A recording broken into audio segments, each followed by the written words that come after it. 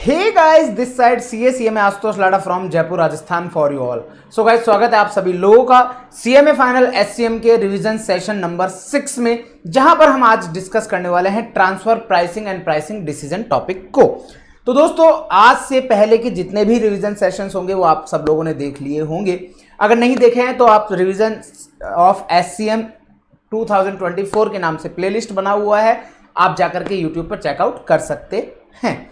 आगे बढ़ने से पहले आप सभी लोगों को बताना चाहूंगा कि अगर आप लोगों ने अभी तक हमारा सीएमए फाइनल एससीएम का सार बुक ऑर्डर नहीं किया है तो एट कॉस्ट, जी हाँ, 1 रुपए का भी प्रॉफिट मैं चार्ज नहीं कर रहा हूं आप लोगों के लिए। एट कॉस्ट हमारी वेबसाइट lpacacma.com पर आपको मिल जाएगी अगर आप चाहते हैं हार्ड कॉपी में तो।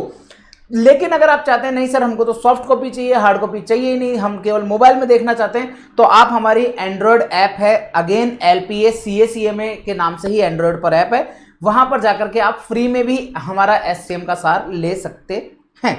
चलिए जी, और वीडियो के डिस्क्रिप्शन को जरूर से चेकआउट कर लीजिएगा, जहां पर आप लोगों को इंस्टाग्राम के कनेक्ट्स मिल जाएंगे, आप लोगों को यूट्यूब का के साथ साथ आपको टेलीग्राम के लिंक मिल जाएंगे, व्हाट्सएप ग्रुप का लिंक मिल जाएगा, जहां से आप लोगों को ज्वाइन कर सकते हैं सीएमए फाइनल ग्रुप के अंदर। ठीक है, इंस्टाग्राम को जरूर से फॉलो कर लेना, बहुत सारी आप लोगों के सिली मिस्टेक से रिलेटेड रील्स मैं आप लोगों के लिए अपलोड करता हूं। चलिए जी, आइए दोस्तों, आज हम लोग स्टार्ट करने जा रहे हैं एक ऐसा टॉपिक जिसका नाम है ट्रांसफर प्राइसिंग। दोस्तों, ट्रांसफर प्राइसिंग को मैं आप लोगों को एक्सप्लेन करने से पहले, वीडियो अगर आप लोग पहली बार देख रहे हैं इस चैनल को तो आप लोग चैनल को सब्सक्राइब किए बिना नहीं जाएंगे एंड वीडियो को लाइक करना तो मैंडेटरी है ना। चलिए, तो ट्रांसफर प्राइसिंग आप लोगों को यहां से समझ में आएगा। आज हम लोग दो टॉपिक कवर करेंगे, transfer pricing and pricing decision. Transfer pricing के अंदर हम लोग डिसीजन जो कर रहे हैं वो बेसिकली कर रहे हैं ट्रांसफर प्राइस का। अब पॉइंट आता है सर ये ट्रांसफर प्राइस क्या है, तो दोस्तों इसके लिए मैं आप लोगों को दो कॉन्सेप्ट सिखाना चाहूंगा। एक होता है सेलिंग प्राइस, एक होता है ट्रांसफर प्राइस। सर दोनों में प्राइस है, लेकिन ये ट्रांसफर और सेल्स का क्या मतलब है? दोस्तों सिंपल सी बात बोलूं अगर मैं, तो सिंपल सी अगर लैंग्वेज में बात करूं तो अगर आप अपना कोई प्रोडक्ट आपकी कंपनी के बाहर किसी एक्सटर्नल यूजर को अगर आप सेल आउट कर रहे हैं तो वो आप लोगों के लिए सेल्स कहलाता है। लेकिन अगर आपका कोई प्रोडक्ट है और वो आपके विद इन दी ऑर्गेनाइजेशन ही आप कंज्यूम करने वाले हैं, कहीं एज ए इंटरमीडिएरी प्रोडक्ट के तौर पर आप कंज्यूम करने वाले हैं, तो एक डिपार्टमेंट जब दूसरे डिपार्टमेंट को माल ट्रांसफर करता है तो उस डिपार्टमेंट के केस में जो ट्रांसफरर डिवीजन है, जो ट्रांसफरी डिवीजन से अमाउंट चार्ज करता है, उसे ट्रांसफर प्राइस कहलाता है। अब पॉइंट आपके माइंड में आना चाहिए कि सर जब एक ही कंपनी का एक डिपार्टमेंट दूसरे डिपार्टमेंट को माल भेज रहा है तो सर फिर अमाउंट चार्ज करने की जरूरत क्यों पड़ी? तो दोस्तों मैं आप लोगों को बताना चाहूंगा, बेसिकली हम लोग जब भी इस ट्रांसफर प्राइसिंग के चैप्टर को बात कर रहे होंगे तो यहां पर हम लोग ऐसी ऑर्गेनाइजेशन की बात कर रहे होंगे जो कि डिसेंट्रलाइज्ड ऑर्गेनाइजेशन है। सर अब ये कौन सा नया टर्मिनोलॉजी आया, डिसेंट्रलाइज्ड? दोस्तों डिसेंट्रलाइज्ड का मतलब जो है वो ये है कि एक ऑर्गेनाइजेशन है जिसके दो डिवीजन है, डिवीजन ए, डिवीजन बी। यहां डिवीजन ए को जो पूरा मैनेज कर रहा है वो है डिवीजन मैनेजर, यहां डिवीजन बी को जो मैनेज कर रहा है वो भी है एक सेपरेट डिवीजन मैनेजर, और दोनों ही डिवीजन अपने आप में एक इंडिपेंडेंट डिवीजन रहेंगे। क्यों इंडिपेंडेंट डिवीजन मैं इसलिए बोल रहा हूं क्योंकि इसके प्रॉफिट को इवेल्युएट किया जाएगा ताकि हम लोग उस डिवीजन में काम करने वाले जो भी एम्प्लॉय हैं, उनके मैनेजर्स हैं, उनकी परफॉर्मेंस को इवेल्युएट कर सकें। तो आप खुद सोच के देखिए कि अगर किसी डिवीजन के परफॉर्मेंस को इवेल्युएट किया जाएगा और उससे डिविजनल मैनेजर की परफॉर्मेंस भी इवेल्युएट होगी तो अपने आप में वो क्या चाहेगा कि भैया अगर डिवीजन ए का मैनेजर है सपोज से आशुतोष, तो आशुतोष चाहेंगे कि भाई साहब मेरा डिवीजन ए जो है वो सबसे ज्यादा प्रॉफिट में हो, क्योंकि जितना ज्यादा प्रॉफिट में होगा उतनी परफॉर्मेंस अच्छी मानी जाएगी और उतना ही मेरे को इंक्रीमेंट मिलेगा। सेम बात करूं मैं डिवीजन बी की, तो डिवीजन बी जो है वो सपोज से भुवनेश्वर कुमार साहब होल्ड कर रहे हैं, वो मैनेज कर रहे हैं, तो भुवनेश्वर कुमार साहब क्या चाहेंगे कि भाई साहब आपको डिवीजन बी का प्रॉफिट भी ज्यादा से ज्यादा हो। अब ऐसे केस में क्या होगा आप खुद सोच के देखिए, अगर डिवीजन ए जो है वो अपना कोई माल ट्रांसफर कर रहा है डिवीजन बी को, माल डिवीजन ए ट्रांसफर कर रहा है डिवीजन बी को, तो इसका मतलब क्या होगा, चार्ज कौन करेगा? आप खुद सोच के देखिए। आज सपोज से आशुतोष लाटा जी के पास ये रिमोट है, मैं रिमोट ट्रांसफर कर रहा हूं आपको, लीजिए सर रिमोट ले लीजिए। अब मुझे एक चीज बताइए, मैंने अपना माल आपको दिया तो उसके एवज में मैं क्या लूंगा, आपसे कुछ कंसिडरेशन चार्ज करूंगा। और दोस्तों ये जो कंसिडरेशन मैं आपसे चार्ज कर रहा हूं, अगर मैं किसी डिसेंट्रलाइज्ड ऑर्गेनाइजेशन का एक डिवीजन हूं और मैं दूसरे डिवीजन से कोई अमाउंट या कंसिडरेशन चार्ज कर रहा हूं, तो ये जो कंसिडरेशन है दोस्तों, ये कंसिडरेशन कहलाता है ट्रांसफर प्राइस। क्या कहलाता है दोस्तों? ट्रांसफर प्राइस कहलाता है। अब ट्रांसफर प्राइस क्या होता है, ये पूरा हमने सिनेरियो समझ लिया। अब इस पर्टिकुलर टॉपिक में हम लोग क्या डिस्कस करने वाले हैं, वो डिस्कस करेंगे कि ट्रांसफर प्राइस कैसे कैलकुलेट करें या क्या ट्रांसफर प्राइस हम कोट करें ताकि हमारे एक डिवीजन को बहुत अच्छा प्रॉफिट हो और आपके दूसरे डिवीजन को के साथ साथ एक ओवरऑल कंपनी को भी इवेल्युएट किया जाए। तो this is the basic fundamental regarding transfer pricing. अब मैं आप लोगों को अपनी बुक के ऊपर लेकर के चल रहा हूं, जहां पर आप देखेंगे ये रहा आपका चैप्टर, मल्टी कलर्ड बुक है भैया, और आपको बहुत एट कॉस्ट मिल रही है अभी तक के लिए। तो आगे क्या होगा पता नहीं, बट एज ऑफ नाउ मैंने इसको एट फ्री ऑफ कॉस्ट आप लोगों के लिए अवेलेबल करा रखा है। इवन आप प्रिंट आउट भी निकालोगे ना, वो आपको महंगा पड़ेगा हमारे वेबसाइट से। ठीक है जी। अब जो मैंने बातें बोली उनके ऊपर थोड़ा सा डिस्कशन करेंगे। इस डिस्कशन को मैं आपको बता दूं, जब हम लोग एक डिवीजन दूसरे डिवीजन को ट्रांसफर करेगा तो इसे हम लोग कहेंगे इंटरनल ट्रांसफर। लेकिन अगर कोई कंपनी है, सपोज से XYZ लिमिटेड है, XYZ लिमिटेड माल बेच रही है आउटसाइड XYZ लिमिटेड, मतलब कि अपनी ऑर्गेनाइजेशन के बाहर किसी अल्टीमेट यूजर को या कोई किसी दूसरी कंपनी को, कोई मीडिएटर है उसको अगर माल भेज रही है, तो इसे कहेंगे एक्सटर्नल ट्रांसफर ऑब्लिक सेल्स।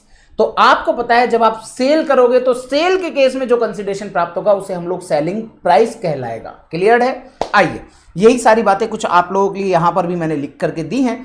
आइए एक बार चेकआउट करते हैं क्या लिखा है। In any organization two types of transfer, in any organization two type of transfer is possible. दो तरह के ट्रांसफर पॉसिबल है। First is internal transfer, second is external transfer. That is sale outside market, मतलब कि external जो cell है, external जो transfer है उसे हम कहेंगे sale in outside market, which are explained as below. जो एक्सप्लेन कैसे किया गया है, पहला point internal transfer. Internal transfer means when one department और डिवीजन, वन डिपार्टमेंट और डिवीजन जिसे हम लोग क्या कह सकते हैं, सप्लायर और ट्रांसफरर कह सकते हैं। एक डिवीजन जो कि आप लोगों का सप्लायर होगा, ट्रांसफर देयर गुड्स और सर्विसेज टू अनदर डिपार्टमेंट और डिवीजन। वो क्या कर रहा है, ट्रांसफर कर रहा है। कोई भी गुड्स भी ट्रांसफर कर सकता है और हो सकता है सर्विसेज भी ट्रांसफर कर दे। लेट्स से फॉर एग्जांपल हमारे यहां पर मैंने क्या किया, मैंने एक मोबाइल बनाने वाली कंपनी बना। मोबाइल बनाने वाली कंपनी के अंदर केस में क्या होता है कि एक होता है जो कि मोबाइल सेल करती है और एक होती है वारंटी वाला डिवीजन। अब सपोज से जो डिपार्टमेंट है जो कि माल को बेच रहा है वो हो गया सेलिंग डिपार्टमेंट, एक हो गया सर्विसिंग डिपार्टमेंट जिसे हम लोग वारंटी डिवीजन भी कह सकते हैं। तो अगर सपोज से in case during the warranty duration के बीच में कोई मोबाइल खराब होकर के आता है, वो आया उन्हीं डिपार्टमेंट के पास, सेल्स वाले डिपार्टमेंट के पास आया और उन्होंने कहा कि साहब अब हम तो ये काम करते नहीं है, तो हम ये काम किससे करवा रहे हैं, हम ये काम करवा रहे हैं हमारे वारंटी डिवीजन या सर्विसिंग डिवीजन से। तो सर्विसिंग डिवीजन जो सर्विस करके दे रहा है, तो हो सकता है कि कोई सर्विस प्रोवाइड भी हो सकती है विद इन दी आपके ऑर्गेनाइजेशन। ठीक है। रिसिपिएंट और transferee of the same organization, आप देखेंगे ध्यान से मैंने सेम ऑर्गेनाइजेशन को रेड पेन से लिखा है। दैट मीन्स ये इंपॉर्टेंट, मोस्ट इंपॉर्टेंट पॉइंट है। मतलब कि जब एक डिवीजन दूसरे डिवीजन को माल ट्रांसफर करता है, लेकिन वो दोनों डिवीजन सेम ऑर्गेनाइजेशन के होने चाहिए। ऐसा नहीं XYZ लिमिटेड का डिवीजन X और ABC लिमिटेड का डिवीजन A, कि भैया X डिवीजन A डिवीजन को माल ट्रांसफर कर रहा है। अब भाई साहब डिवीजन तो दो अलग अलग हैं, लेकिन कंपनियां भी दोनों अलग अलग हैं, कंपनियां सेम होनी चाहिए। Is known as internal transfer and the amount charge by the supplier division. मैंने अभी बताया था आशुतोष ने भुवनेश्वर कुमार को दिया माल, तो भुवनेश्वर कुमार क्या करेगा, पेमेंट करेगा आशुतोष लाटा को। तो आशुतोष लाटा के पास जो पेमेंट आएगा वो क्या कहलाएगा, then charge by the supplier division from recipient division for the about transfer will be known as transfer price. तो उसे मैं ट्रांसफर प्राइस बोलूंगा। And such goods will be known as intermediary product, और उस पर्टिकुलर प्रोडक्ट को हम intermediary product बोलेंगे।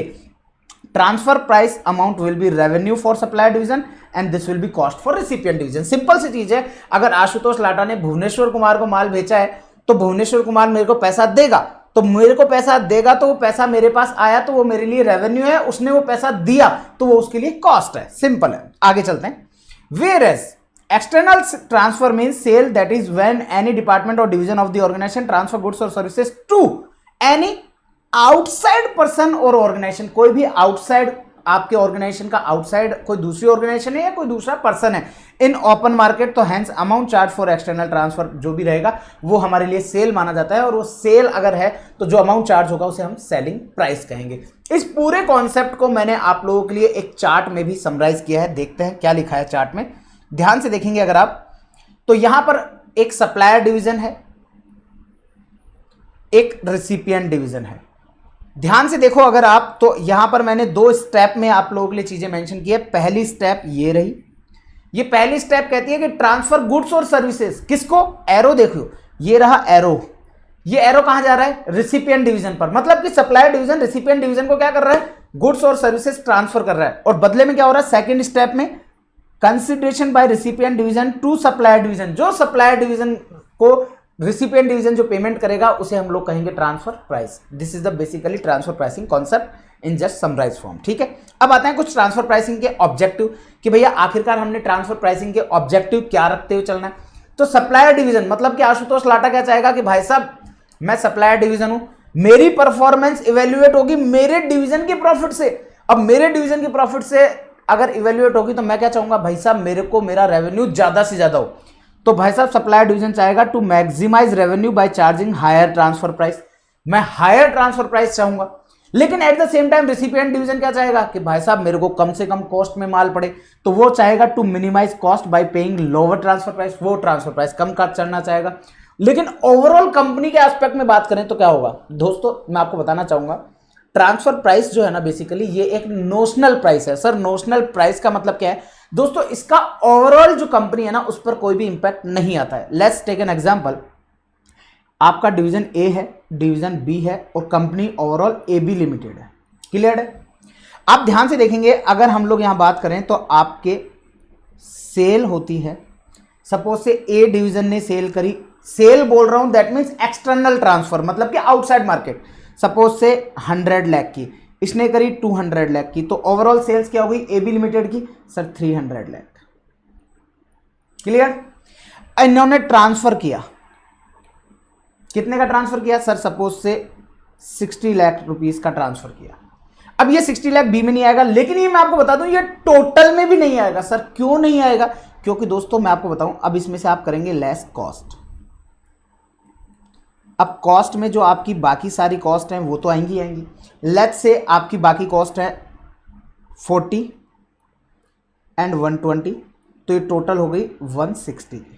अब आप ध्यान से देखें अगर, तो ये जो ट्रांसफर यहां पर इनकम में काउंट हुआ है डिवीजन ए में, ये डिवीजन बी की क्या है, कॉस्ट है। आप सोच के देखो, आशुतोष लाटा ने अगर कोई intermediary product Bhuvneshwar Kumar B को दिया तो बी के लिए वो क्या है, कॉस्ट, तो यहां वो ट्रांसफर प्राइस क्या हो जाएगी, उसके लिए कॉस्ट होगी।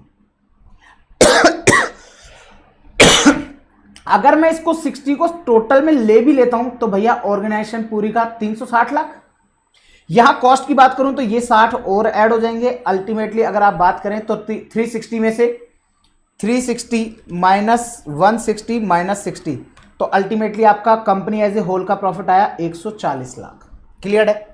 अब मैं कहता हूं कि भाई साहब मैं तो इस ट्रांसफर प्राइस को नोशनल प्राइस मानता हूं, मैं तो टोटल में लेता ही नहीं हूं, तो भी क्या मेरा प्रॉफिट यही आएगा क्या, आपका प्रॉफिट ये 360 की जगह फिर ये 300 हो जाएगा, क्या आपका प्रॉफिट अभी भी यही आएगा 140, आंसर है यस सर यही आएगा। रीजन क्यों है, क्योंकि आप देखोगे अगर तो एक जगह यह रेवेन्यू में काउंट होता है, एक जगह यह कॉस्ट में काउंट होता है, तो ओवरऑल कंपनी के ऊपर कोई भी इसका इंपैक्ट आएगा ही नहीं, तो कंपनी एज ए होल के ऊपर इसका इंपैक्ट आएगा ही नहीं। इसी कारण से इसको क्या कहा जाता है, नोशनल प्राइस। लेकिन इसका इंपैक्ट कहां आएगा, इसका इंपैक्ट आएगा डिविजनल परफॉर्मेंस में। आप देखोगे यहां इसकी 160 की टोटल रेवेन्यू हो गई, 40 की कॉस्ट हो गई, तो 120 का प्रॉफिट, यहां 200 का रेवेन्यू हो गया, आपकी टोटल कॉस्ट 180 की हो गई, तो ये 20 का रेवेन्यू होगा, और दोनों के रेवेन्यू को आप ऐड कर लेंगे तो अल्टीमेटली आपके पास आ जाएगा कंपनी एज ए होल का प्रॉफिट।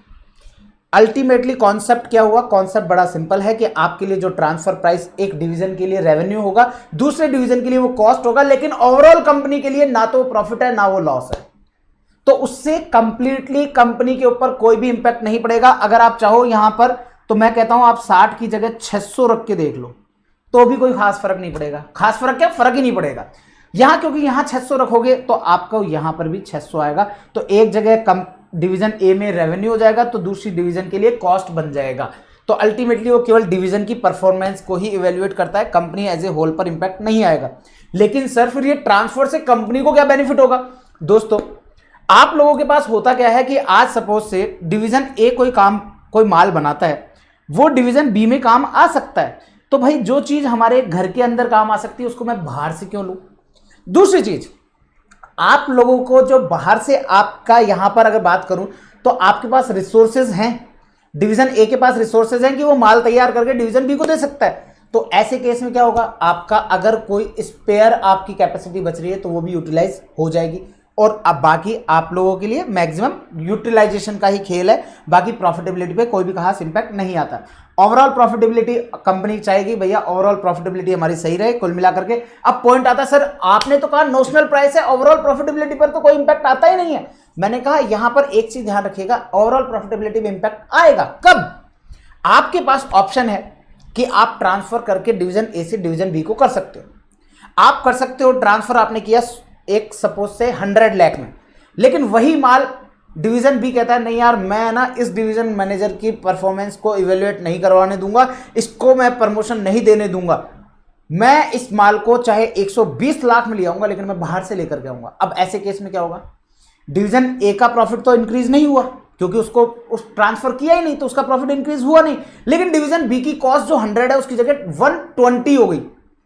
तो अल्टीमेटली क्या हुआ, कंपनी एज ए होल के ऊपर इंपैक्ट आ गया और कंपनी एज ए होल में 20 लाख की कॉस्ट बढ़ गई। तो ऐसे केस में कंपनी का प्रॉफिट गिर सकता है। That's why overall profitability is an objective, optimum utilization of resources, और अगर कोई भी स्पेयर कैपेसिटी है किसी भी डिपार्टमेंट में तो वो यूटिलाइज हो सकती है आपके ट्रांसफर के केस में।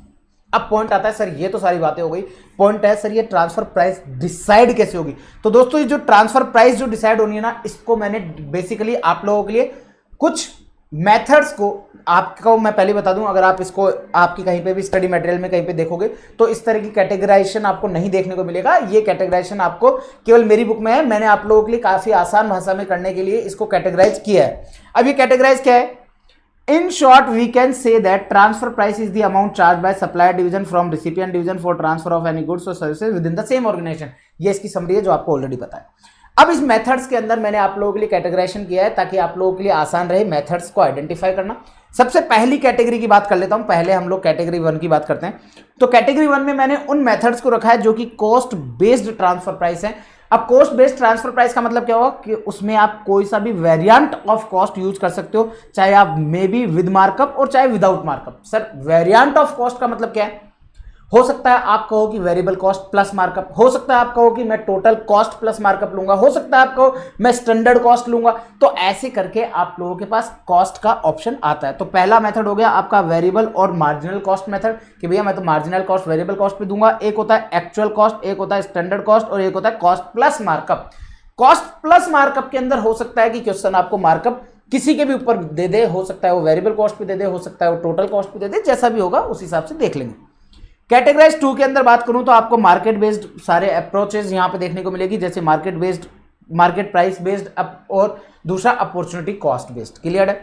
तीसरा आता है नेगोशिएटेड ट्रांसफर प्राइस। नेगोशिएटेड मतलब कुल मिलाकर के बढ़ियों वाला काम कि भैया वो कहता है मैं 100 में दूंगा, वो कहता है नहीं मैं तो 80 दूंगा, कहता है ना तेरा ना मेरा 85, कहते हैं ये तेरा ना मेरा कैसे हुआ 85, तेरा ना मेरा तो 90 होता है। तो ये जो नेगोशिएशन है ये अब सर ये नेगोशिएशन के अंदर कैसे रहेगा भैया? वो डिपेंड करता है negotiation skills of the division manager के ऊपर कि वो किस लेवल के अपने आप में परफॉर्मेंस उनकी अच्छी है।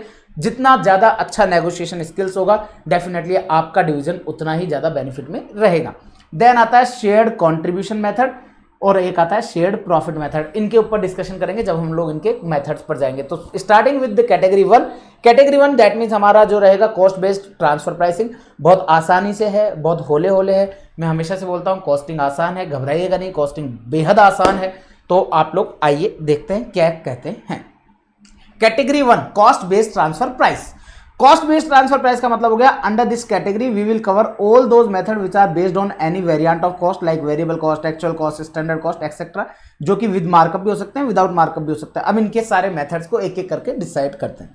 दोस्तों आज सपोज से हमारी कंपनी है जो कि क्या बनाती है, आपको पता है मेरे पास तो आगे पीछे कैलकुलेटर पड़ा रहता है, एसी का रिमोट पड़ा रहता है, ज़्यादा ज़्यादा ईयरबड्स पड़े रहते हैं बस, और पेन वैन मिल जाते हैं। तो मैं इन्हीं में से एग्जांपल उठा के आपको बता देता हूँ। तो दोस्तों ये मेरे पास क्या है, कैलकुलेटर है। कैलकुलेटर में आपको पता है पहले बटन भी लगते हैं, अंदर मदरबोर्ड भी बनता है, प्लास्टिक की पूरी कवरिंग होती है, आपके बाकायदा यहाँ पे पेच वगैरह कस के, और ये पूरा रेडी होता है।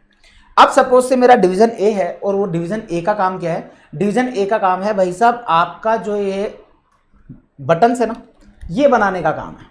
अब आपको पता है कैसियो कंपनी का कोई कैलकुलेटर बनाने वाली कंपनी है कैसियो, और कैसियो। तो कैसियो कंपनी का जो प्रोडक्शन डिपार्टमेंट है, एक बटन बनाता है, दूसरा मदरबोर्ड बनाता है, तीसरा डिपार्टमेंट इसको असेंबल करके पैकिंग करके बेच देता है। अब इसका मतलब क्या हुआ, इसका मतलब यह है दोस्तों कि अगर डिवीजन ए इनके अंदर बटन बनाने का काम करता है, तो डिवीजन ए जो बटन बनाएगा उसका क्या यूज है सर, वो जो बटन बना रहा है वो आपके मदरबोर्ड डिपार्टमेंट को मदरबोर्ड लेगा और आगे पैकिंग डिपार्टमेंट असेंबलिंग डिपार्टमेंट को दे देगा। तो ऐसे केस में क्या ये बटन बाहर भी बिक सकते हैं, आंसर है यस, बिक सकते हैं। क्यों, जिन्होंने भी इस तरीके के मॉडल का अगर कैलकुलेटर बनाने का सोचा है उनको वो बटन सेल आउट हो सकते हैं, that means external sales is possible. लेकिन अगर यहां पर आपका ये जो डिवीजन है ये असेंबली डिवीजन को अगर माल भेजता है तो ये क्या होगा, ट्रांसफर होगा। अब दोस्तों ऑब्वियस सी बात है कि इसको बनाने में दो तरह की कॉस्ट होती है, आपको पता है, एक होती है वेरिएबल कॉस्ट, एक होती है फिक्स्ड कॉस्ट। अगर मैं बात करूं वेरिएबल कॉस्ट की, तो इसका मतलब हो गया कि इसके पर्टिकुलरली इसको बनाने में जो भी मटेरियल लगा, लेबर लगी या वेरिएबल ओवरहेड लगा, that is your variable cost. कई बार क्वेश्चन कह देता है कि यार हम लोगों को ना जो हमारा ट्रांसफर है वो एट वेरिएबल कॉस्ट लेना है। एट वेरिएबल कॉस्ट का मतलब ये है कि बटन डिवीजन के जो भी वेरिएबल कॉस्ट लगी हैं in form of material, in form of labour, in form of variable overhead, आप उनका टोटल सम करो और टोटल सम करके बस वही अमाउंट आप चार्ज कर लो। This is your variable cost method. अगर क्वेश्चन बोलता है नहीं साहब हम तो एक्चुअल कॉस्ट पे लेंगे, तो फिक्स कॉस्ट भी ऐड कर दो। क्वेश्चन कहता है नहीं साहब हम तो स्टैंडर्ड कॉस्ट पे लेंगे, तो इसमें कितने रुपए लगने चाहिए, व्हाट कॉस्ट शुड बी, मैंने क्या बोला, व्हाट कॉस्ट शुड बी, कि भाई साहब इस कैलकुलेटर को सपोज से कैलकुलेटर के अंदर का आपका बटन्स, मदरबोर्ड, ये सारे बनाने में 120 रुपए लगने चाहिए, तो ये स्टैंडर्ड कॉस्ट हो गई है आप लोगों के लिए। अब अगर आपका कल को 120 रुपए से ज्यादा लग जाता है तो भाई साहब सप्लायर डिवीजन को लॉस होगा। सर क्या बोल गए आप, ये क्या बोल गए, तो मैं आपको बता दूं, आज सोच के देखो, मैं एक डिवीजन हूं, दो ही डिवीजन मान लेते हैं अपन कंपनी में। एक डिवीजन है जो कि इनके ये सारे रॉ मटेरियल, बटन वगैरह, मदरबोर्ड वगैरह, प्लास्टिक वगैरह सारे बनाता है। एक डिवीजन है जो इन सबको असेंबल करता है, मतलब कि रेडी कर देता है, रेडी टू सेल कर देता है। तो ऐसे केस में जो प्रोडक्शन डिपार्टमेंट है इन सारे रॉ मटेरियल्स का, तो अगर सपोज से मुझे लगता है यार ये 120 रुपए में तो बन जाएगा, यार मैं ऑप्टिमिस्टिक था कि नहीं यार 120 में बन जाएगा, मेरी स्टैंडर्ड कॉस्ट 120 है, मैं बना लूंगा। मुझे इवन कॉन्फिडेंस था कि मैं 120 से कम में बनाऊंगा, मुझे कॉन्फिडेंस था क्योंकि मुझे मेरी एफिशिएंसी पर कोई डाउट नहीं था। तो भाई साहब अगर ये सपोज से 100 रुपीज में मैंने बना दिया तो मैंने तो स्टैंडर्ड कॉस्ट से कम किया। और आपको पता है स्टैंडर्ड कॉस्ट और एक्चुअल कॉस्ट के अंदर जो डिफरेंस होता है उसको हम वेरिएंस कहते हैं, ये आपको पता है। अब वो हो सकता है वेरिएंस एडवर्स भी हो सकता है वेरिएंस फेवरेबल हो।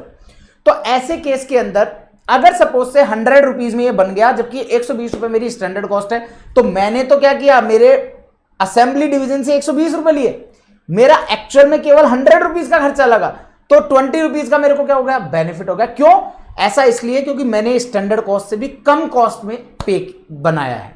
लेकिन अगर सपोज इसके जस्ट अपोजिट हो जाता, 120 की जगह 150 रुपीज लग जाते तो कुछ नहीं, 30 रुपीज का मुझे लॉस होता। तो दैट मीन्स मुझे मेरी परफॉर्मेंस अगर अच्छी रखनी है तो डेफिनेटली मैं उसको within the standard cost ही बनाने का कोशिश करूंगा। तो this is the whole concept behind cost markup method, cost वाला मेथड, ठीक है। तो इसका पहला मेथड आ गया आपका मार्जिनल कॉस्ट वाला, जिसके ऊपर मैंने सारा बता दिया आपको कि जो भी आप लोगों का एक यूनिट को बनाने में जो भी आपकी कॉस्ट लग रही है उसे मार्जिनल कॉस्ट कहते हैं, बताने की जरूरत नहीं है, ऑलरेडी आपको पता है। देन यही अमाउंट हम लोग कहाँ रिसिपिएंट डिवीजन से चार्ज करेंगे, तो ट्रांसफर प्राइस क्या हो जाएगी, आपका मार्जिनल कॉस्ट और वेरिएबल कॉस्ट। लेकिन अब पॉइंट क्या है, इसमें बेनिफिट किसको होगा, आप सोच के देखो। एक ऑर्गेनाइजेशन है, मैं हूं, मैं बिल्कुल ठाला बैठा हूं, मेरे पास समय है, मेरे पास समय है, इसका मतलब मेरे पास अदर कोई भी अपॉर्चुनिटी नहीं है। अब अगर अदर कोई भी अपॉर्चुनिटी नहीं है तो मेरे को तो क्या है, जो मेरी कॉस्ट लगेगी वही मेरे को कॉस्ट मिलेगी, मतलब मेरे लगेंगे भी 100 रुपए, मेरे को मिलेंगे भी 100 रुपए, तो मेरे को बेनिफिट नहीं है। लेकिन जो रिसिपिएंट डिवीजन है उसको तो एट कॉस्ट माल मिल गया ना। आज सोच के देखो, आज मैंने आपको एससीएम का सार मेरी बुक है, वो मेरी सपोज से उसकी कॉस्टिंग आती है 500 रुपीज। अब मेरी कॉस्टिंग है 500 और मैंने आपको बेच भी 500 रुपए में दिया, तो मेरे को तो बेनिफिट नहीं हुआ, आपको बेनिफिट हुआ। क्यों? क्योंकि जो प्रोडक्शन कॉस्ट है आपको उसी में माल मिल गया। तो सेम वही जगह पर अगर मैं इस मेथड की बात करूंगा तो क्या होगा, this method is suitable if supply division is not working at 100%। ठाला बैठा है, खूब सारे काम है, समय, तब तो उसके लिए सुटेबल है। और रिक्वायर्ड यूनिट ऑफ ट्रांसफर जो भी है वो स्पेयर कैपेसिटी में ही हो जाएगी। मतलब कि हम 1 लाख यूनिट बना सकते थे, मार्केट में डिमांड है 60,000 की, तो 40,000 की मेरे पास स्पेयर कैपेसिटी है। अगर ट्रांसफर की डिमांड मेरे को, अगर इंटरनल डिवीजन कहता है कि साहब मेरे को 40,000 यूनिट तक दो, तो डेफिनेटली मेरे को कोई भी कॉस्ट बियर नहीं करनी पड़ेगी, मेरे को कोई अपॉर्चुनिटी कॉस्ट नहीं आएगी। लेकिन अगर मेरे को कल को उनकी डिमांड 40,000 की जगह 60,000 होगी, तो ऐसे केस में मुझे एक्सटर्नल सेल्स स्टॉप करनी पड़ेगी, तो उसके लिए हम लोग अपॉर्चुनिटी कॉस्ट मेथड पढ़ेंगे। ठीक है, this method is not suitable if division is working at 100% और transfer unit is more than spare capacity. तो ये मेथड एप्लीकेबल नहीं है, क्योंकि उस मेथड के केस में तो आपको प्रॉफिट छोड़ना पड़ेगा और फिर आप केवल वेरिएबल कॉस्ट ले रहे हो तो आपको लॉस हो जाएगा। If transfer meet out in spare capacity only then no loss of contribution to supply division को तो कोई नहीं है, लेकिन contribution earn also as transfer price cover only variable cost. तो किसी भी तरह का कोई कंट्रीब्यूशन अर्न नहीं करेगा, कोई कुछ नहीं होगा। लेकिन बात करें एक्चुअल कॉस्ट की, तो आप ध्यान से देखो, आपने मार्जिनल कॉस्ट लगाई 100 रुपये, फिक्स कॉस्ट लगी आपकी 20, टोटल कॉस्ट हो गई 120। अब मुझे आप एक चीज़ बताइए, ये जो फिक्स कॉस्ट होती है ये क्या है? Just an absorption only, absorption है ओनली। क्योंकि अगर आप फिक्स्ड कॉस्ट अगर आप ट्रांसफर नहीं करोगे तो भी ये लगेगी, तो अल्टीमेटली आपका पर्टिकुलरली ट्रांसफर करने के कारण से जो कॉस्ट लग रही है वो तो लग रही है 100। अगर आपने 120 चार्ज कर ली तो आपको 20 का कॉन्ट्रीब्यूशन होगा, 20 का आप कॉन्ट्रीब्यूशन अर्न कर पाओगे। तो ये आपके लिए बेनिफिट का काम रहेगा अगर आप सप्लायर डिवीजन है तो। क्लियर है? चलिए, एक्चुअल के अंदर आपका actual cost, variable cost, fix cost दोनों रहेगा। सप्लायर डिवीजन को कंट्रीब्यूशन इनकम भी होगी आपको फिक्स कॉस्ट के जितनी। Hence this method will be useful for supplier division. कब लेकिन यूजफुल है? जब वो 100% से कम कैपेसिटी पे काम कर रहा है और ये चार्ज कर रहा है, तो एक्चुअल में उसकी फिक्स कॉस्ट और एक्स्ट्रा रिकवर हो रही है, तो there is a sufficient spare capacity. तो variable cost plus fix cost जो भी एक्चुअल है वो ले लेंगे। और ये आप लोगों के लिए एक चीज ध्यान रखिएगा, इसमें किसी भी तरह की अपॉर्चुनिटी कॉस्ट को कवर नहीं किया है, क्योंकि आपने केवल वेरिएबल कॉस्ट और फिक्स कॉस्ट ही लिया है। स्टैंडर्ड कॉस्ट मैं ऑलरेडी आपको समझा चुका हूं कि स्टैंडर्ड के ऊपर जो चीज़ है वही लेंगे। अगर एक्चुअल कॉस्ट ज़्यादा हुई तो सप्लाई डिवीजन को लॉस होगा, और अगर एक्चुअल कॉस्ट कम है स्टैंडर्ड से तो उसको बेनिफिट होगा। This method will be suitable if supply division if they think that they can work efficiently and they can save amount of cost. अगर उनको लगता है कि नहीं साहब हम तो बचा लेंगे, कर लेंगे, तो उनके लिए डेफिनेटली ये यूजफुल रहने वाला है। ठीक है, आइए कॉस्ट प्लस मार्कअप। अब कॉस्ट प्लस मार्कअप का ध्यान से सुनने को समझने की कोशिश कीजिएगा। इसके ऊपर कुछ बच्चों के मेरे पास डाउट्स भी आते हैं, तो आप लोग भी थोड़ा अलर्ट होकर के सुनिएगा इन सब पूरे कॉन्सेप्ट्स को, तो डेफिनेटली आपको आसान लगेगा। कॉस्ट प्लस मार्कअप का मतलब होता है दोस्तों, पहली बात तो मार्कअप और प्रॉफिट में डिफरेंस होता है। अब ये क्या डिफरेंस होता है इसके लिए मैं आपको बता दूं। मार्कअप और प्रॉफिट के अंदर डिफरेंस के लिए आपको सिंपली जाना है यूट्यूब पर और वहां पर सर्च करना है what is the difference between markup and profit by CA CMA Ashutosh Lata. तो CA CMA Ashutosh Lata sir ने 5 मिनट का एक वीडियो आपके लिए यूट्यूब चैनल है हमारा, एक और दूसरा यूट्यूब चैनल है, वहां पर आप लोगों को उसका वीडियो देखने को मिल जाएगा। आपको सिंपली सर्च करना है difference between markup and profit by CA CMA Ashutosh Lata, आपको वीडियो मिल जाएगा। 5 या 6 मिनट का वीडियो है, उसमें आपको पूरा क्लियरली मैंने समझाया हुआ है कि मार्कअप क्या होता है और प्रॉफिट क्या होता है। कॉस्ट प्लस मार्कअप का मतलब हो गया दोस्तों, आप अपनी कॉस्ट भी लेंगे और कुछ एक्स्ट्रा लेंगे कॉस्ट से। ये जो एक्स्ट्रा है दैट इज योर मार्कअप। क्या बोलता है? Under this method transfer are based at cost plus markup. Cost may be of any variant. Cost हो सकता है, क्वेश्चन कहते हैं कि variable cost plus markup, total cost plus markup, prime cost plus markup, ऐसे हो सकता है। Markup can be expressed as under. Markup दो तरीके से हो सकता है, एक as a percentage of cost, cost की परसेंटेज में कि भैया आपकी कॉस्ट प्लस 20% ऑफ कॉस्ट, मतलब कि सपोज से 100 रुपीज की वेरिएबल कॉस्ट है और क्वेश्चन कहते हैं 100 rupees and 20% markup on variable cost. तो 100 रुपीज की वेरिएबल कॉस्ट है, 20 रुपीज इसका मार्कअप हो गया, तो अकॉर्डिंगली 120 चार्ज करोगे।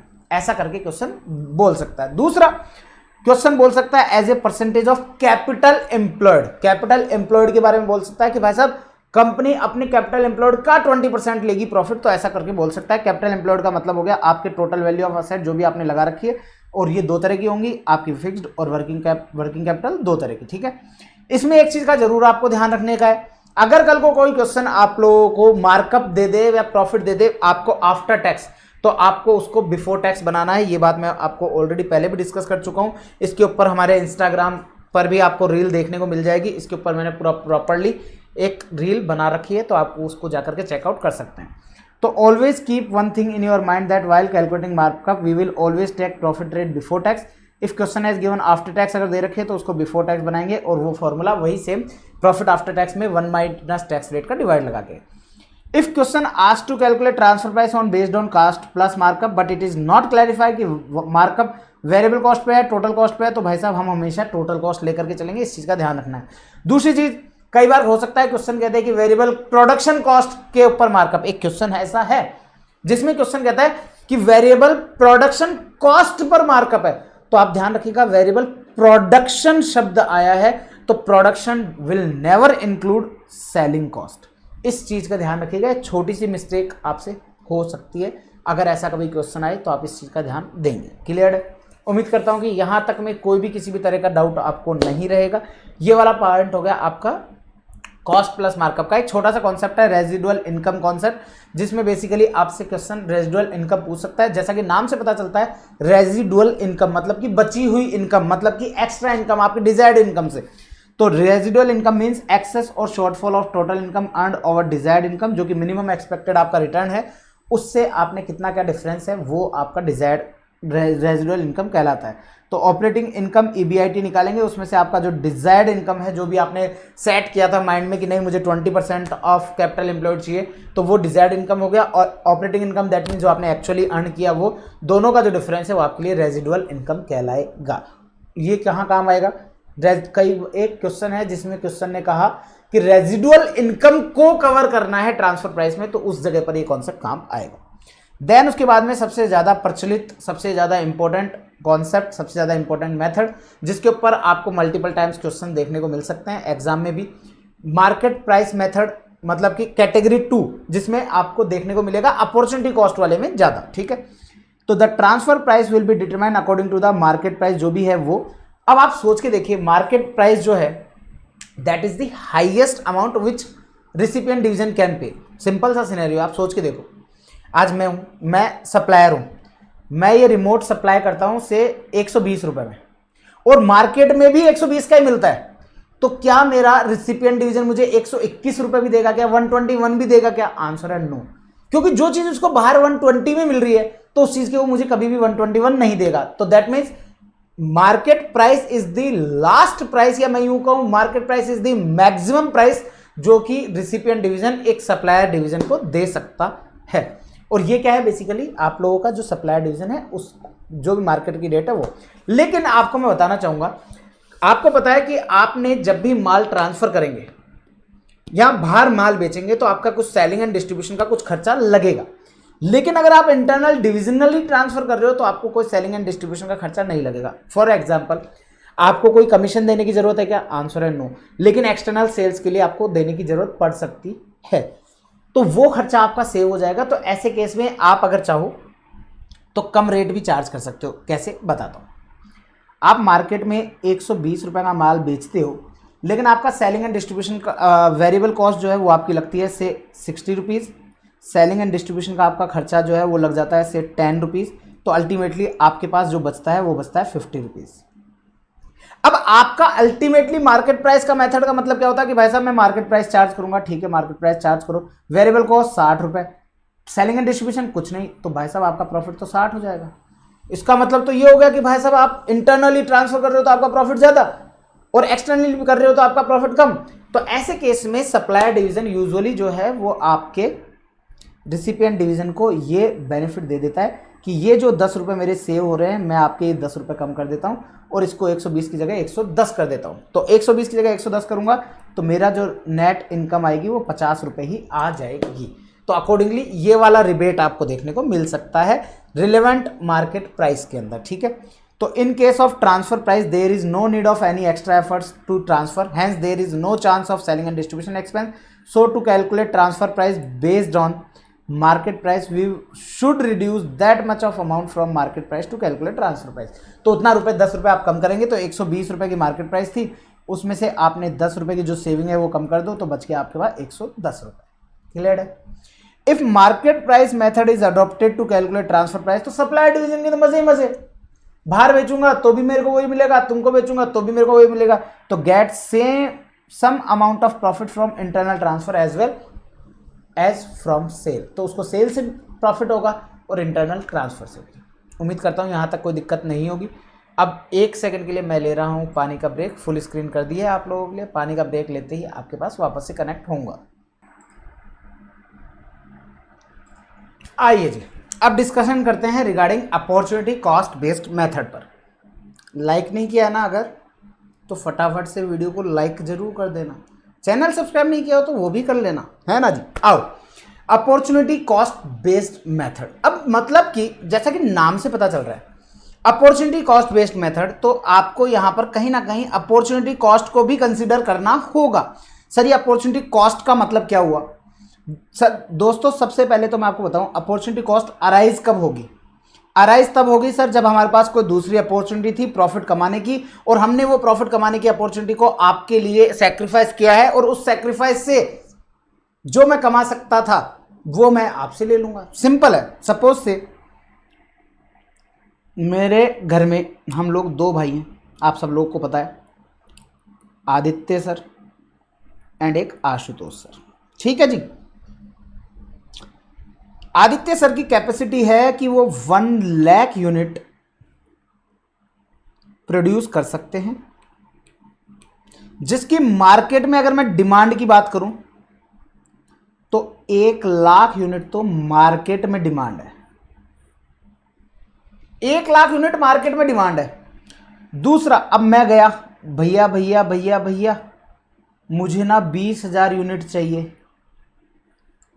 वो क्या कहेंगे कि यार देख, मेरी जो कैपेसिटी है वो पूरा का पूरा मार्केट में बिक रही है, मेरे पास तो कैपेसिटी है ही नहीं, मैं तेरे को कैसे दूं.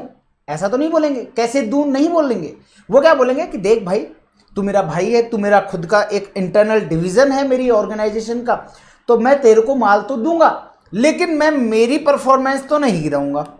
क्यों मेरे को मेरी परफॉर्मेंस क्यों नहीं गिराऊंगा? क्योंकि आप, सिंपल सा चीज है, मैं अगर 1 lakh unit eight the rate 10 rupees में बेचता हूं तो मुझे 10 लाख रुपए सेल होगा, और सपोज से 6 रुपए के हिसाब से 6 लाख रुपए की मेरी कॉस्ट आ रही है, तो मेरे को 4 लाख का कॉन्ट्रीब्यूशन अर्न हो रहा है.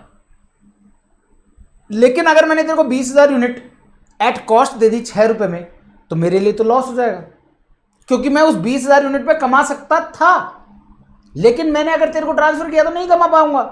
क्योंकि अगर मैं तेरे को ट्रांसफर करता हूं तो मैं मार्केट में 80,000 यूनिट ही बेच पाऊंगा.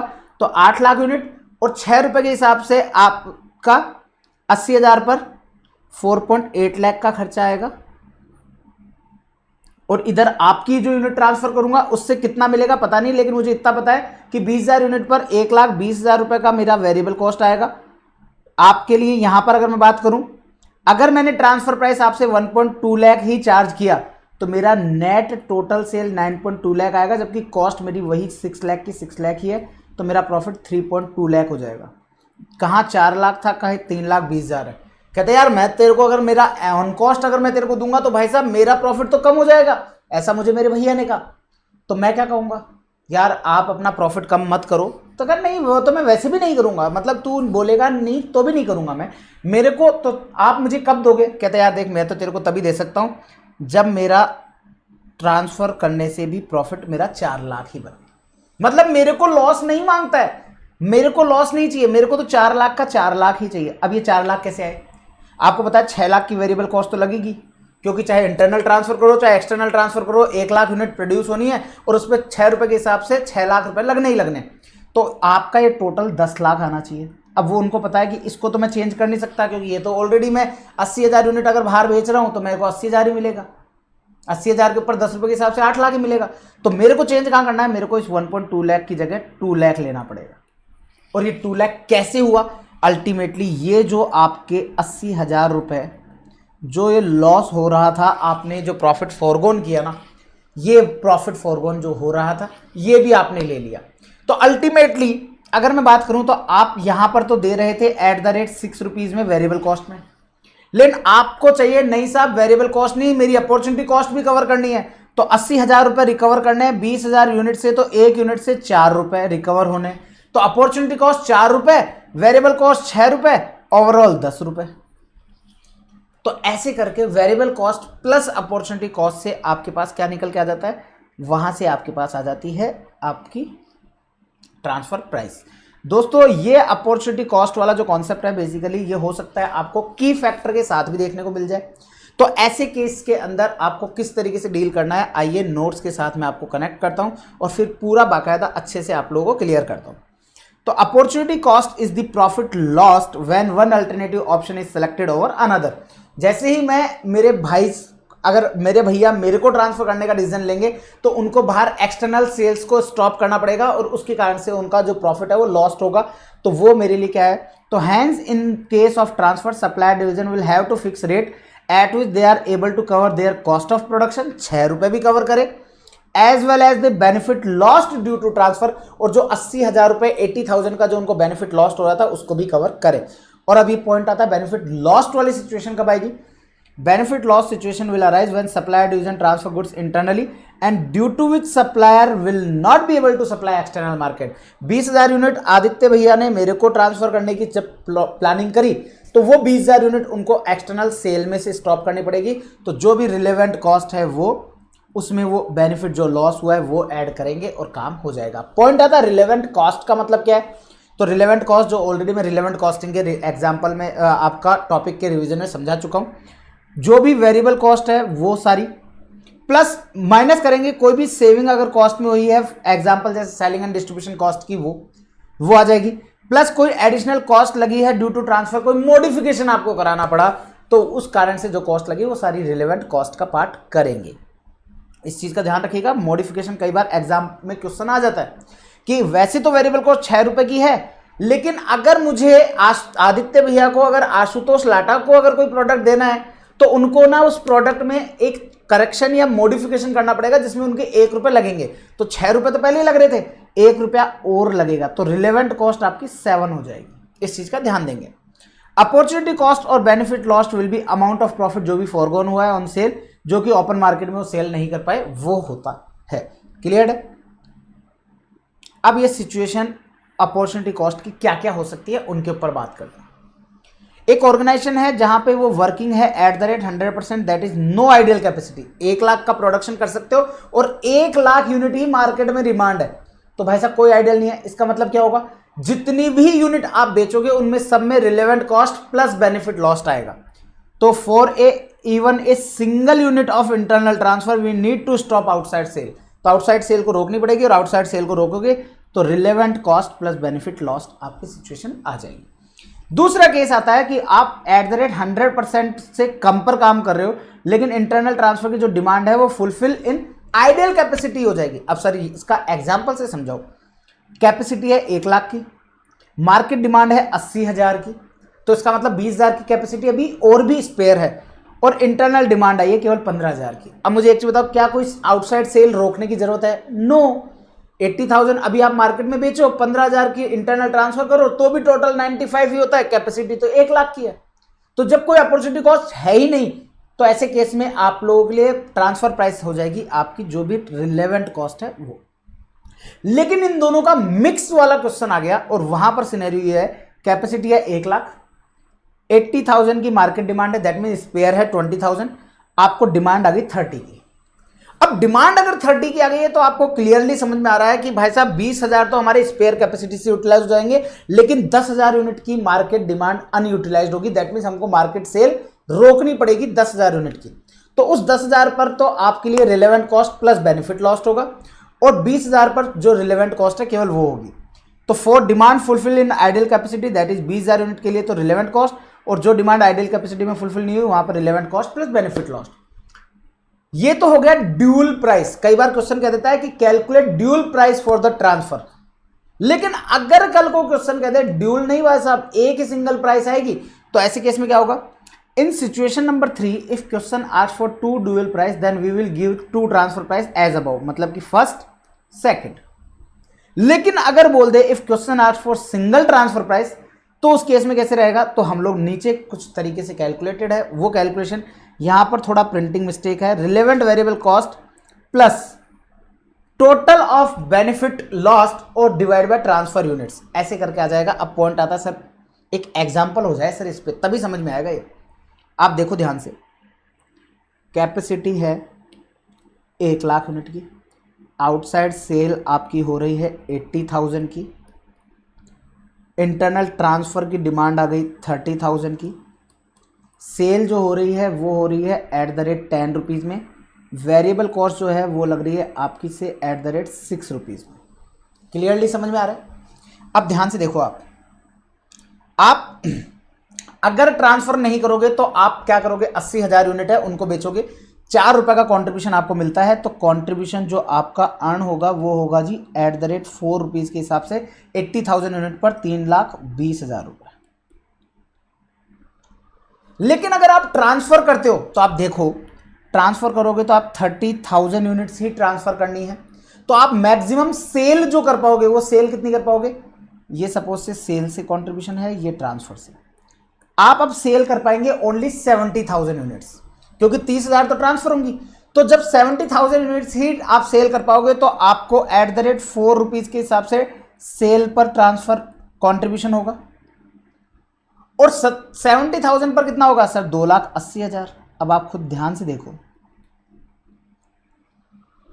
विदाउट ट्रांसफर आपको कंट्रीब्यूशन आ रहा था 3,20,000 का, आफ्टर ट्रांसफर आपका कंट्रीब्यूशन आ रहा है 2,80,000 का, इसका मतलब आपको 40,000 का कंट्रीब्यूशन आपके लिए लॉस्ट हो गया, और जो क्लियरली भी दिख रहा है कि 10,000 यूनिट पर 4 रुपए की रेट से 40,000।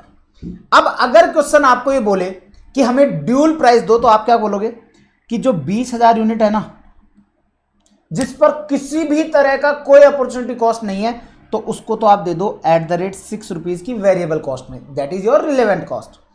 लेकिन जो बाकी बची हुई 10,000 यूनिट है जिनके कारण से हमें एक्सटर्नल सेल रोकनी पड़ी, तो आपको 40,000 रुपए रिकवर करने हैं 10,000 यूनिट से, तो 4 रुपए ये और 6 रुपए की वेरिएबल कॉस्ट, ऐसे करके 10 रुपए की रेट रहेगी, ऐसे करके 10 रुपए की रेट आ जाएगी, और आप चाहो तो चेक कर लो 10 रुपए की रेट ही आपकी मार्केट प्राइस है। क्लियर।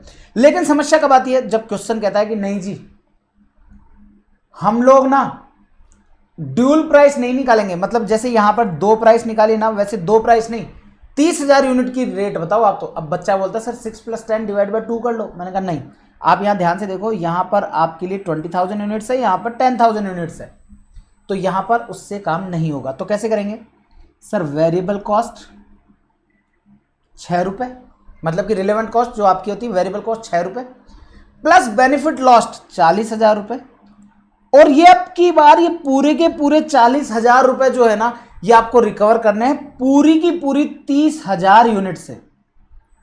यहां तो हमने 10,000 यूनिट से कर दिया था क्योंकि ड्यूल प्राइस थी, लेकिन जब सिंगल प्राइस पूछेगा तो ये 40,000 रुपए हर में इक्वल आएगा। तो 40,000 डिवाइडेड बाय 30,000 यूनिट करोगे तो आएगा 1.33 I guess, if I am not wrong 1.33 आएगा, यस।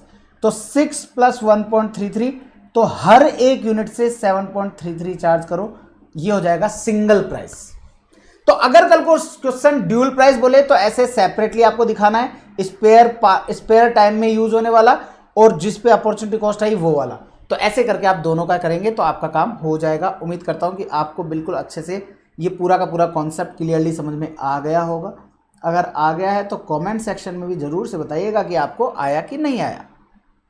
इसके अलावा अब एक नया तरीका, ये तो अभी जो मैंने आपको समझाया अपॉर्चुनिटी कॉस्ट का, ये तरीका था जब आप केवल एक ही प्रोडक्ट में डील कर रहे हो। लेकिन आप ऑब्वियस सी बात है कि एक बड़ी ऑर्गेनाइजेशन की बात कर रहे हो तो वो एक प्रोडक्ट में तो डील करते नहीं है, वो डील करते हैं मल्टीपल प्रोडक्ट में। अब पॉइंट आता है मल्टीपल प्रोडक्ट में अगर आप डील कर रहे हो और आपकी कैपेसिटी लिमिटेड है तो हम क्या करते हैं, ऑप्टिमम यूटिलाइजेशन ऑफ रिसोर्सेज, जो कि हमने की फैक्टर वाले चैप्टर में पढ़ा, तो हम लोग क्या करते हैं रैंक वाइज पूरा प्रॉपर्ली अलोकेशन करते हैं, पूरा प्रॉपर्ली काम करते हैं। तो आपने रैंक बनाई, आपकी rank A, B, C, D 4 product आप बनाते हैं, इसकी रैंक आई रैंक 1, इसकी रैंक 3, इसकी रैंक 2, इसकी रैंक 4। अब सपोज से आपके पास लिमिटेड रिसोर्सेज थे लेबर आवर्स, आपके पास टोटल 1 लाख लेबर आवर्स थे, आपने पूरी की पूरी कैपेसिटी ए की पूरी कैपेसिटी बना दी जिसमें 40,000 आवर्स लग गए। बी की आपने सी की कैपेसिटी यूज करी पूरी की पूरी, तो आपके वहां पर 20,000 लेबर आवर्स लग गए। आपने बी की भी की सारी यूनिट्स बना दी, उसके अंदर आपके 30,000 लेबर आवर्स लग गए, और बाकी बचे हुए आपने जो 10,000 हैं वो आपने डी में यूज कर लिए। पूरी की पूरी कैपेसिटी डिमांड तो फुलफिल नहीं हुई, लेकिन हाँ हमारे आवर्स पूरे हो गए थे, तो ऑब्वियस सी बात है हमारे पास कोई दूसरा ऑप्शन नहीं बचा। अब सपोज से ये तो हो गई आपकी एक्सटर्नल सेल्स का केस, लेकिन क्वेश्चन कहता है कि भाई साहब हमारे को इंटरनल डिवीजन पर बी यूनिट ट्रांसफर करनी है। अब बी यूनिट ट्रांसफर करनी है तो क्या होगा, बी यूनिट ट्रांसफर करनी है सर, यहां तो पहले ही आवर्स कम पड़ रहे थे, जो हमारी एक्सटर्नल डिमांड है वही पूरी फुलफिल नहीं हो रही।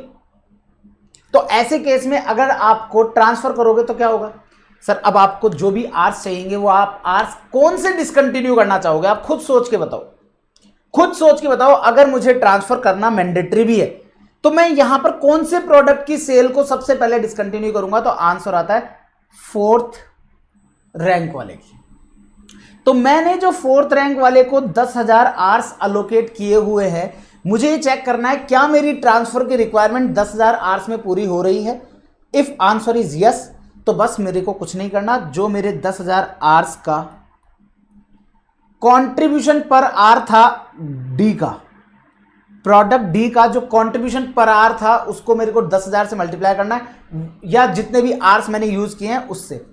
आसान भाषा में बोलूँ ना, तो जो मैं कुछ नॉर्मल लैंग्वेज में मैं बताता हूं, तो हमें क्या करना है, बेसिकली चोरी करनी है। क्या करनी है, चोरी करनी है। हमें कुछ आवर्स चाहिए, सपोज से बी की यूनिट बनानी है हमें 10,000, और 1 घंटे 1 यूनिट को बनाने में से आधा आवर्स लगता है, 0.5 आवर्स लगता है, तो हमें टोटल 5,000 आवर्स की जरूरत है। अब 5,000 आवर्स की जरूरत है तो भाई साहब यहां से कटिंग होगी, अब यहां पर अलोकेशन ओनली 5,000 आवर्स ही होंगे। तो ऐसे केस में जो 5,000 आवर्स पहले अलोकेट कर रखे थे प्रोडक्ट डी पर, तो उसकी सेल से कुछ कंट्रीब्यूशन आता होगा, वो कंट्रीब्यूशन आपको फॉरगोन करना पड़ेगा। तो आप जब ट्रांसफर की बात करेंगे तो उस ट्रांसफर में जो भी आपकी वेरिएबल कॉस्ट है वो, प्लस जो आपकी इस 5,000 आवर्स की अपॉर्चुनिटी कॉस्ट है, और 5,000 आवर्स की अपॉर्चुनिटी कॉस्ट किसकी होगी, प्रोडक्ट डी के कंट्रीब्यूशन पर आवर से। अब सपोज से ऐसा हो जाए कि नहीं जी 10,000 नहीं साहब, हमारे को तो 30,000 यूनिट चाहिए, तो 30,000 यूनिट चाहिए तो हमें आवर्स चाहिए 15,000। अब 15,000 होंगे तो भाई साहब हमारे को प्रोडक्ट डी की पूरी सेल भी डिसकंटिन्यू कर दूंगा ना, तो भी हमारी रिक्वायरमेंट पूरी नहीं हो रही। तो क्या करूं सर, फिर सेकंड लिस्ट जो प्रॉफिट है, सेकंड लिस्ट प्रॉफिट किसका है सर, बी का, तो बी की एक्सटर्नल सेल्स को डिसकंटिन्यू करो, तो 5,000 आवर्स यहां से चुराएंगे और यहां पर केवल 25,000 आवर्स ही रहेंगे। तो अब हमारे लिए अपॉर्चुनिटी कॉस्ट क्या होगी, 5,000 आवर्स की तो प्रोडक्ट बी के लिए और 10,000 आवर्स की प्रोडक्ट डी के लिए, और इन अपॉर्चुनिटी कॉस्ट को हम टोटल ऐड करेंगे तो ये हो जाएगी हमारा total benefit lost. This is the concept of transfer price in case of key factor. ध्यान से देखेंगे तो रोल ऑफ की फैक्टर और optimum product mix in opportunity cost method. Key factor means any resources availability of which, जिसकी limited होती है, आपकी requirement पूरी नहीं कर पाते, जैसे कि मशीनर, लेबर, रॉ मटेरियल, कुछ भी हो सकता है। Hence to get best result out of availability of organization will use optimum manner में हम लोग यूज करेंगे ताकि हाईएस्ट प्रॉफिट हो। अब इनकी कुछ स्टेप्स हैं जो कि हम लोग को देखनी है। पहला स्टेप, कैलकुलेट करो कॉन्ट्रीब्यूशन पर यूनिट। दूसरा, कैलकुलेट करो कॉन्ट्रीब्यूशन पर की फैक्टर। फिर उसके अकॉर्डिंग आप रैंक दो, फिर प्रोड्यूस करो रैंक के हिसाब से। ये चीज हम ऑलरेडी डिस्कस कर चुके हैं लास्ट रिवीजन में, ठीक है। Now we will use above product mix to calculate opportunity cost. अब ये अबव प्रोडक्ट मिक्स को यूज करेंगे, जैसे भी मैंने आपको पहले product A B C D में हमने हमारे आर्स अलोकेट कर दिए, ये मानते हुए कि भैया हमारा किसी भी तरह का कोई भी ट्रांसफर नहीं है, अब हमारे को विद ट्रांसफर लेना है। तो क्या करेंगे, कैलकुलेट करो रिक्वायरमेंट की कितने लेबर आवर्स की जरूरत है। अब इसके केस में जितने भी लेबर आवर्स की जरूरत हो वो हम क्या करेंगे, सबसे लीस्ट प्रॉफिट वाला जो एरिया है ना उससे लेंगे। तो identify product which we need to discontinue up to the requirement of step 1। Step 1 को फुलफिल करने के लिए जितनी भी रिक्वायरमेंट है उसके लिए हम क्या करेंगे, लीस्ट कंट्रीब्यूशन पर की फैक्टर। पर की फैक्टर का मतलब है, सपोज से अगर आपका की फैक्टर लेबर आवर्स है तो आप देखेंगे कि सबसे कम सबसे lowest contribution per labour hour किसका है। And if step 1 requirement is not fulfilled from one product, जैसे कि 5000 आवर्स थे तो आपके प्रोडक्ट डी से फुलफिल हो रहा था, लेकिन जैसे ही 15000 आवर्स हुए तो केवल डी से फुलफिल नहीं हो रहा, तो क्या करेंगे, then we will discontinue second least contribution. तो फिर हमने डी के बाद में फिर सेकंड स्टेप में हम लोग प्रोडक्ट बी को भी डिसकंटिन्यू करने गए थे कुछ आवर्स के लिए, ठीक है। Now calculate contribution lost from product, जो कि हमने जो भी स्टेप 2 में हमने आइडेंटिफाई किए हैं प्रोडक्ट, उनसे जो भी कंट्रीब्यूशन लॉस्ट होगा वो निकालेंगे। कंट्रीब्यूशन लॉस्ट होगा रिसोर्सेज जो भी यूज हुए हैं ट्रांसफर में, उसको मल्टीप्लाई कर दोगे कंट्रीब्यूशन पर रिसोर्सेज से। कंट्रीब्यूशन पर रिसोर्सेज का मतलब है contribution per hour. This contribution lost will be opportunity cost, और ये आपकी अपॉर्चुनिटी कॉस्ट हो जाएगी। और फिर बाकी का तरीका आपका वही same, variable cost internal transfer plus opportunity cost जो आपने कैलकुलेट किए, इन दोनों को जोड़ देंगे तो ट्रांसफर प्राइस आपकी आ जाएगी। इसके बाद में आता है सेकंड लास्ट कैटेगरी, जो कि है आपकी negotiated transfer price. Negotiated transfer price का मतलब वही है बड़ियों वाला काम, मैं इससे ज़्यादा नहीं दूंगा, तू उससे ज़्यादा मैं नहीं दूंगा, वैसा वाला केस।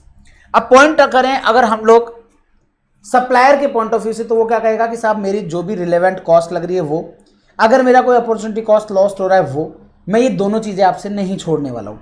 तो उन्होंने कहा कि जो भी मेरी रिलेवेंट कॉस्ट हो, अब वो क्या है, चाहे वेरिएबल कॉस्ट भी हो सकती है, कोई स्पेसिफिक फिक्स कॉस्ट लग रही है वो भी हो सकती है, और अपॉर्चुनिटी कॉस्ट अगर कोई है तो वो भी हो सकती है। तो मैं इससे कम तो मैं नहीं लूंगा, इससे कम तो मैं नहीं लूंगा।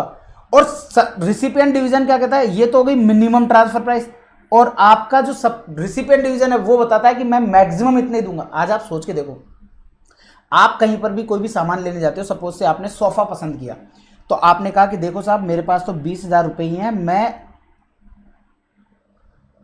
20,000 रुपये से ज़्यादा नहीं दूंगा। सामने वाला जो सप्लायर है वो क्या कहेगा, देखो साहब मैं आपको 50,000 रुपये में दे सकता हूं। अब कहने का मतलब क्या हुआ, 50,000 वो क्यों बोल रहा है, क्योंकि उसकी 50,000 रुपये उसकी कॉस्ट है। आपने सुना होगा वो बोलता है अरे भाई साहब इसमें तो नहीं पोसा पाएगा, इससे कम तो मैं नहीं दे पाऊंगा क्योंकि इतनी तो मेरी लागत है। वो बेसिकली लागत है ये नहीं बता रहा, वो बेसिकली आपको ये टोटल रिलेवेंट कॉस्ट बता रहा है कि इससे कम तो मैं नहीं दूंगा। तो सप्लायर हमेशा इससे कम तो मैं नहीं दूंगा वो बताता है, और रिसिपिएंट हमेशा इससे ज्यादा मैं नहीं दूंगा वो बताता है। मतलब कि आज आप सोच के देखो, आपको कोई सोफा, सेम सोफा बाहर दूसरी दुकान पर 80,000 की मिल रही है, तो आप उसको 80,000 दे दोगे क्या? नहीं। 80,000 दे दोगे क्या? हाँ।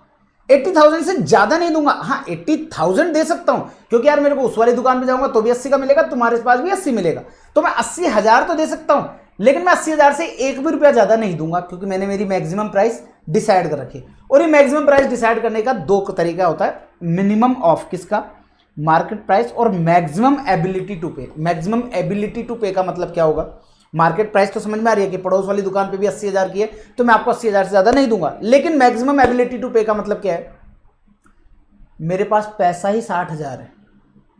अब चाहे मार्केट में 80,000 की हो, तो मैं 60,000 से ज्यादा दे ही नहीं सकता, मेरे पॉकेट में 60,000 से ज्यादा है ही नहीं, मतलब मेरा बजट ही नहीं है।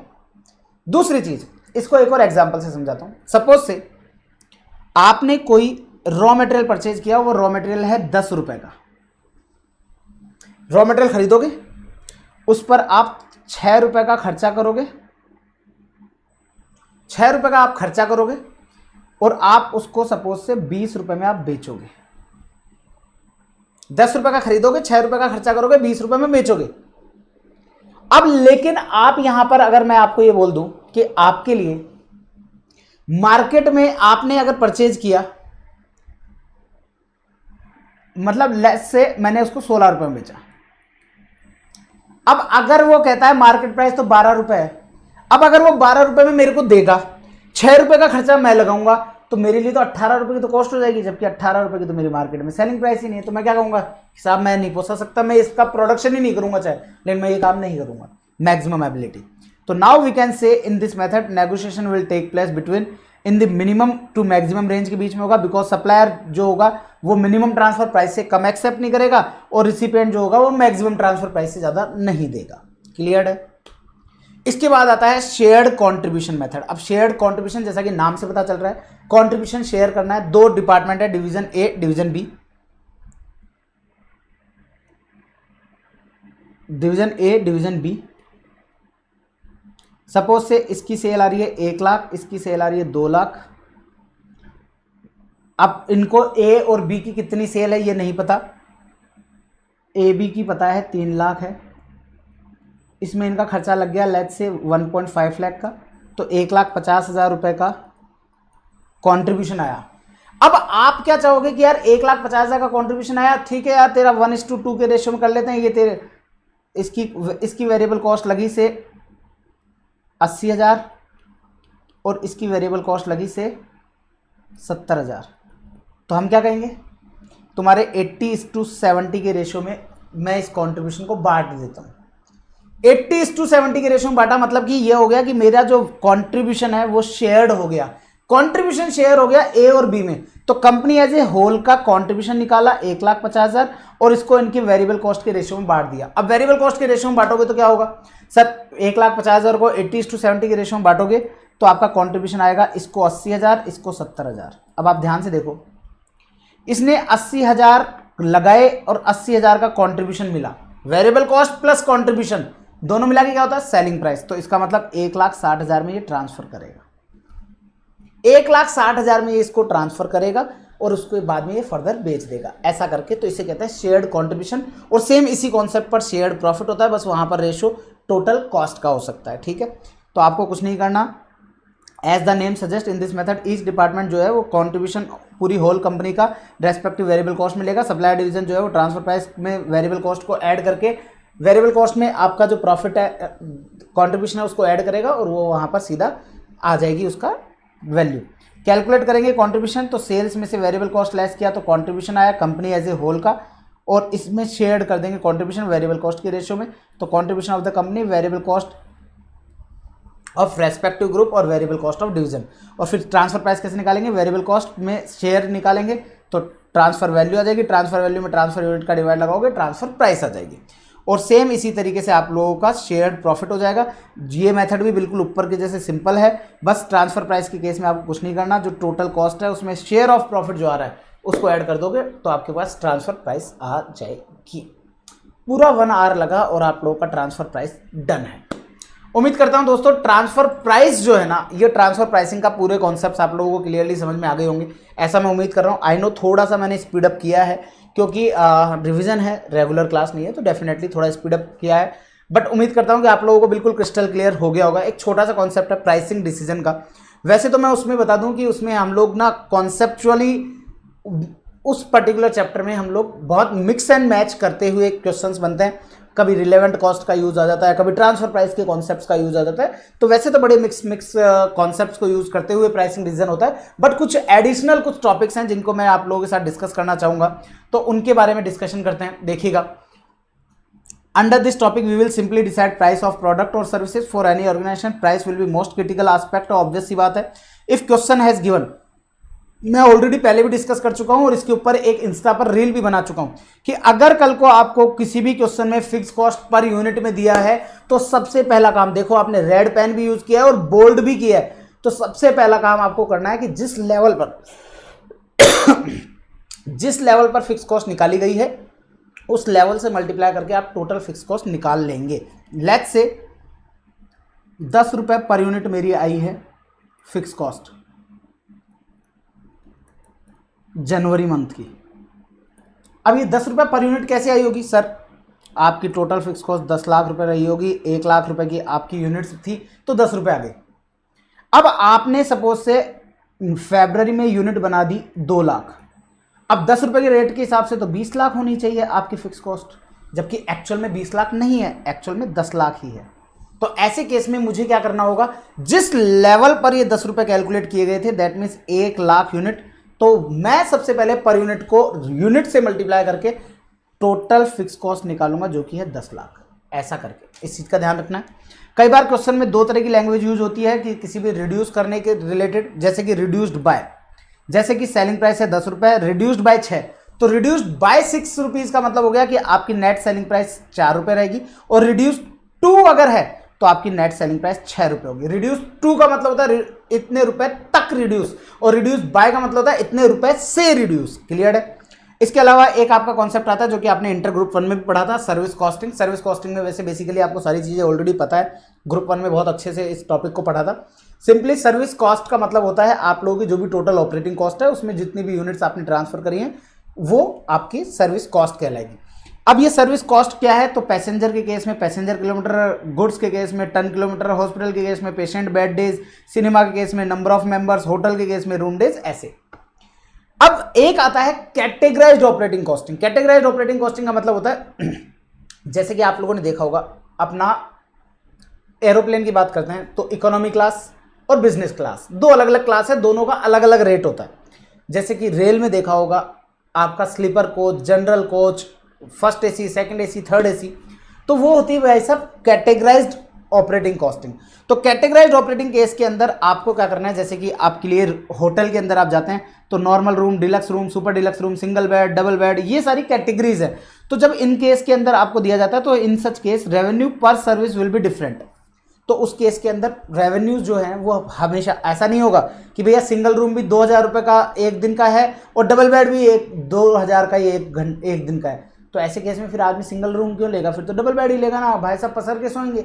तो लेकिन उसके केस में क्या है ना, कॉस्ट दोनों की डिफरेंट होती है, तो उनके रेवेन्यूज भी डिफरेंटली कैलकुलेट होते हैं। So in that case we will have to calculate equivalent service unit. Equivalent service unit क्यों बोल रहा हूँ, क्वेश्चन आपको पता है कैसे बोलेगा। क्वेश्चन बोलेगा साहब हमारा जो सिंगल बेड वाला जो रूम है ना, उसका जो भी रेंट होगा उसका 2 टाइम्स डबल बेडरूम का होगा या 1.5 टाइम्स होगा। तो सिंगल रूम का अगर x है तो डबल रूम का 1.5x हो गया।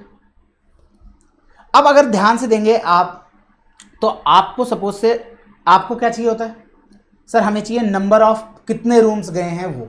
अब रूम तो गए लेकिन रेंट तो दोनों का अलग अलग होगा ना। तो आपने तो कल को कह दिया कि साहब मेरी सपोज से 2 लाख रुपए का खर्चा आया है, इसके 5000 रूम गए थे और इसके सपोज से 3000 रूम गए थे। तो ऐसे केस में आप क्या 5000 प्लस 3000 का डिवाइड लगा दोगे, 8000 का डिवाइड लगाओगे क्या? 8000 का डिवाइड लगाया तो यहां समस्या हो गई, तब तो सिंगल रूम और डिलक्स डबल रूम दोनों की सेम कॉस्ट हो गई, जबकि एक्चुअल में ऐसा नहीं है, डिफरेंट है। देखो आप उसके जस्ट 1.5 टाइम्स है। तो हमको क्या करना पड़ेगा, इनकी एक इक्विवेलेंट यूनिट्स निकालनी होगी। तो ये हो जाएगा 5000x और ये 1.5 से मल्टीप्लाई हो जाएगा तो ये हो जाएगा 4500x। ऐसे करके दोनों मिलाकर के आपके लिए 9500x के बराबर होंगे। आप 2 लाख में 9500x का डिवाइड लगाओगे तो आपके पास 1x की वैल्यू आ जाएगी। इस तरीके से आप लोगों को कैटेगराइज्ड ऑपरेटिंग कॉस्टिंग वर्क करता है ये सारी चीजें। तो suppose A hotel booked 40 single room, 30 double bed in a day, room rent of double bedroom will be 2 times of single room. Single room का डबल है। होटल ऑपरेट करता है 30 दिन, एक महीने में कैलकुलेट करो इक्विवेलेंट रूम डेज। तो रूम डेज सपोज से सिंगल रूम है 40 बेड है, 30 दिन काम करेगा तो 1200। यहाँ डबल है 30 बेड है, 30 दिन काम करेगा 900। लेकिन ये क्या हुआ भाई साहब, ये रूम डेज हुए। अब आपको ये सारी चीजें, अब इसके ऊपर अगर इक्विवेलेंट रूम डेज निकालोगे तो क्या होगा, सर आपके 1200 रूम गए हैं, यहाँ 900 रूम गए हैं। यहाँ इसका रेंट अगर x है तो इसका 2x होगा, इसका अगर x है तो इसका 2x होगा। तो आपका टोटल रेवेन्यू 1200x और इसका रेवेन्यू 1800x होगा। तो ऐसे करके टोटल 3000x ये आपके लिए इक्विवेलेंट रूम डेज हो जाएंगे। और इसी के साथ आप लोगों का ये जो प्राइसिंग डिसीजन का छोटा सा कॉन्सेप्ट जो मेरे को डिस्कस करना था वो भी आपका हो चुका है। तो दोस्तों इसी के साथ आप लोगों का transfer price and pricing decision, ये दोनों के दोनों कॉन्सेप्ट्स आप लोगों को पूरा अच्छे से एक्सप्लेन कर दिए हैं।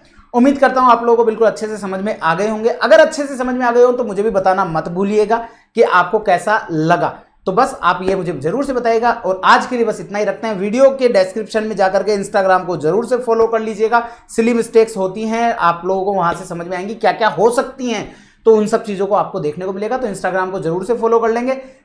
व्हाट्सएप ग्रुप का लिंक दिया है वो फॉलो कर लीजिएगा। टेलीग्राम को ज्वाइन कर लीजिएगा। हर एक प्लेटफॉर्म को ज्वाइन करके रखिएगा, आप लोगों के लिए बहुत फायदा रहेगा। और अगर आप लोगों को मेरे एफर्ट्स पसंद आए हो तो वीडियो के कमेंट सेक्शन में जरूर से बताइएगा। That's all guys, bye bye, take care, ध्यान रखिएगा आपका और आपके अपनों का। दिस साइड CA में Ashutosh Lata signing off from this lecture. मिलते हैं नेक्स्ट लेक्चर में और वहां पर नेक्स्ट टॉपिक के साथ। टिल देन बस दिल से बोलते रहिएगा कॉस्टिंग आसान है। Okay guys, bye bye.